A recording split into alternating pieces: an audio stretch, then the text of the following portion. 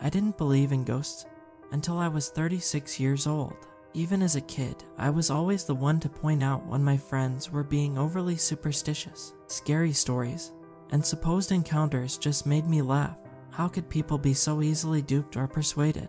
I guess now you can add me to the list. It was 5 years ago. I was doing some volunteer work in the Highlands of Scotland, near a place called Scale. It's pretty remote as places go. There are a few trails there that are occasionally frequented by hikers and people exploring. It's a strange place of quiet. I can't quite do it justice with words. Like much of Scotland, it's home to an almost constant low wind that can unnerve visitors if you're not used to it. As I said, I was doing some volunteer work.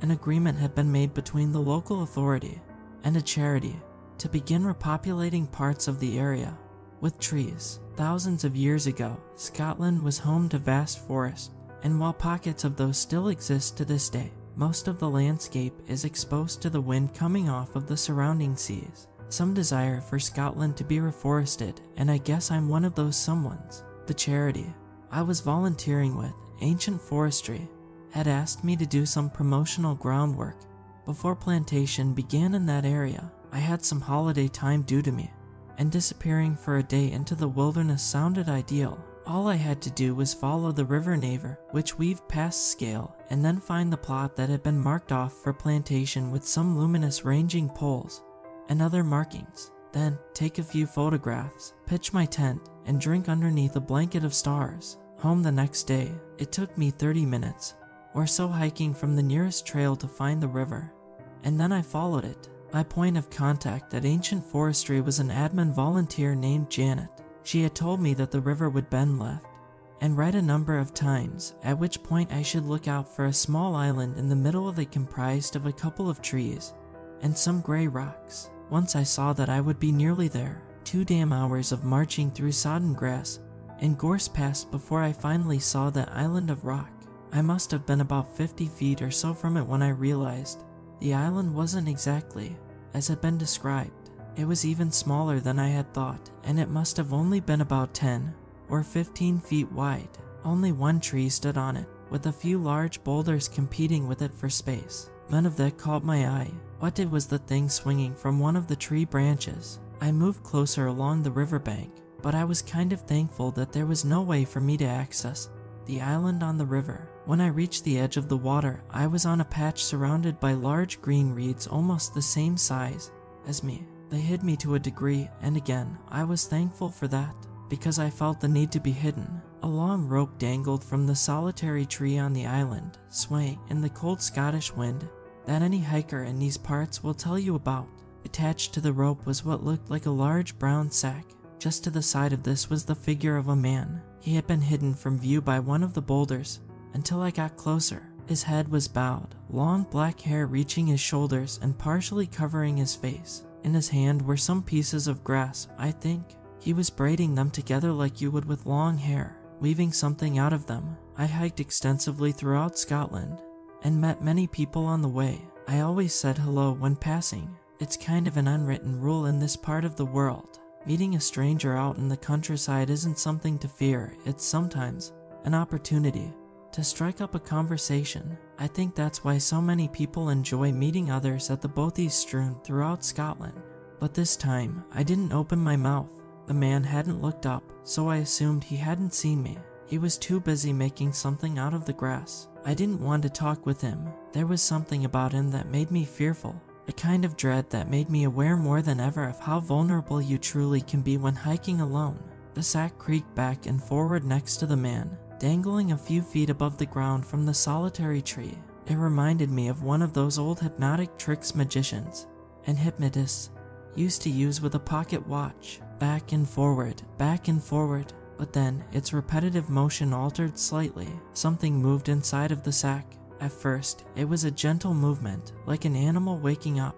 Then, it began to thrash around, and those horrible screams. The thing was in pain. I don't think I'll ever forget that sound. I wasn't sure what was happening. Perhaps it was an animal he'd caught, but no matter how horrendous the screams got, the man ignored them. He continued to braid the grass reeds in his hands, adding longer pieces from a small pile next to him on a rock.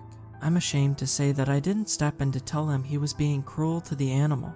There was no way for me to get to the island without entering the river, and the last thing I want was to get into an altercation with a local out there in the middle of nowhere. For some reason, I had in my head the image of a knife in the man's hand. He may have cut the reeds with something when gathering them. I felt sure that he was carrying a blade, and so that was another reason to leave the strange scene alone. Retreating from the reeds, I moved off quietly. The screaming sound didn't diminish like I thought it would, fading away as I put distance between myself and whatever was in the sack. Instead, the scream stopped suddenly, as though it had been silenced.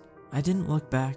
It took about another hour's hike before I saw the ranging poles and some bright orange tape that had been tied to the occasional still-standing tree. This was undoubtedly the spot that ancient forestry intended for a new pocket of woodland. It would take 10 years before the new trees planted there would properly take root, and probably another 10 before it would look anything like a forest. Patience was key. I guess I wanted future generations to be able to enjoy larger forests across Scotland, but there was an element of selfishness. If God spared me, I would have liked to return there in 3 decades or so to see it in all its glory. While there were occasional trees and bushes, most of the ground was covered in thick grass and uneven soil. I was surprised by how close to the river Neva the site was. As I tried my best to turn the stark landscape into a few promotional stills for the charity, my back was to the river. I remember that much at least. I must have zoned out for a while, the gentle flowing of the river becoming like a relaxing white noise. I do that when I'm taking photographs, snapping away to my heart's content.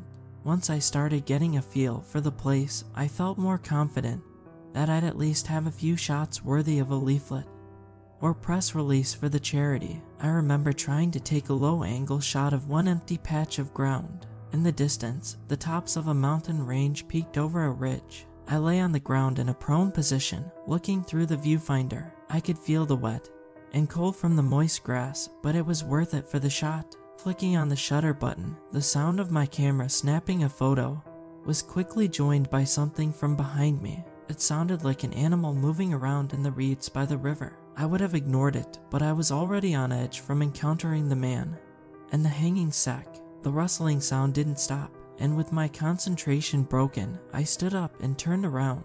All I could see was the river a few feet away from me, lined by weeds at least 4 or 5 feet tall. They moved in that never-ending breeze that lulled and grew over and over. At least, I thought it must have been the wind. But as I was about to turn and take another photograph, I saw a few reeds directly in front of me, parting. Something was crawling through them towards me. Scotland is not a place where we fear animals. There are very few that can pose any danger. No bears, no wolves either, despite the rumors. The weather is probably the greatest danger you'll face if you're hiking around. But although I knew there could be no large predatory animal in the reeds, I still felt frightened. I stood for at least a minute. The reeds slowly parted a line at a time, and I could see by the way they were moving that whatever it was getting closer and nearly visible. I lifted my camera to take a picture. Photographer's instinct, I guess. I must have snapped 2 pictures by the time I truly comprehended what was poking out from between the reeds and moving towards me. Then came that horrible scream, the same blood-curdling noise that had come from the sack hanging from the tree. I'm not certain that it came from the thing on the ground, but it was there, and all I can remember was the face, its human-like features, staring at me. I couldn't bear to look at those eyes. The thing in the reeds lurched forward, and I saw a tinge of white flesh. I think I lost it then. The next 3 hours were a blur. I barely rested, marching, running exhausted over the uneven terrain. At least I was with it enough to stick to the river. Had I ran off in another direction, I could easily have gotten lost, and with no phone reception, who knows what would have happened to me or what might have found me. When the island in the middle of the river Neva appeared once more, I felt the pit of my stomach open up like a wound. The cool breeze moved across the water, rippling it slightly, catching the reeds as the sun began to set. I didn't stop. I kept going, and as I passed the island, I only had to give it a cursory glance to know what was there. The rope still dangled from the branches of that lonely tree, moving forward and back in the breeze, creaking slowly. The sack was gone, and in its place was the outline of a man. How long he had been hanging there from his neck, I don't know. In the dimming light, I was certain that it was the same man who I had seen earlier, and I was under no illusion by that point that he was anything other than dead. As his body swayed back and forth, I covered my ears like a child, trying to smother the sound of the creaking rope. I think I was like that until I finally hit a trail sometime later. I found my car and drove about a mile or so down a dirt track until I reached a proper road. It was there that my phone reception kicked in, maybe my sanity too. One phone call, and 40 minutes later, a police constable was there from the nearest village. I was so happy to see another human being, one that was alive, at least. When I told him what had happened, the constable did the strangest thing. He told me he didn't need to check the island on the river because he had been called to that same spot no less than 6 times over the previous 15 years. He knew that he would find nothing. I won't bore you with the details of the constable accompanying me to a small pub, or the locals, who were so very kind to put me up for the night, refusing to let me drive in such an anxious state. But I will tell you what they told me. In the 1940s, a man named Daniel Campbell was waiting up one night for his wife to give birth at their farmhouse. The local doctor and a midwife attended. It was a terrible labor, but eventually the baby was delivered. Details were hazy, but no one else ever saw the baby, and when the doctor and midwife were ever asked about the child, the color drained from their faces. In fact, the doctor himself seemed to develop a drinking problem after that night. No one is certain what happened, but 2 years later, Daniel's wife, Ellen, was dead, found strangled in her bed. Daniel Campbell and the child were missing. Weeks passed until a local poacher discovered the horrific scene that would become a legend in those parts for decades to come. On that little island on the River Naver, Daniel Campbell's body was found hanging from the tree. He had fashioned a rope from the reeds of the river. At his feet was an old worn sack. It was covered in blood, but empty. A knife lay beside it, and on the surrounding rocks were large splatters of red that could only mean that the child was dead. I'm not sure exactly what I saw that day by the river. Whether it was a ghost or something else I can't fathom. What I can say with confidence is that whatever people think of this story, I do have 2 photographs to show that there was something there. They are blurred and uncertain, but when I look at them I am reminded of what I saw crawling out of the reeds towards me. It was large, on all 4s, and it wore a baby's face.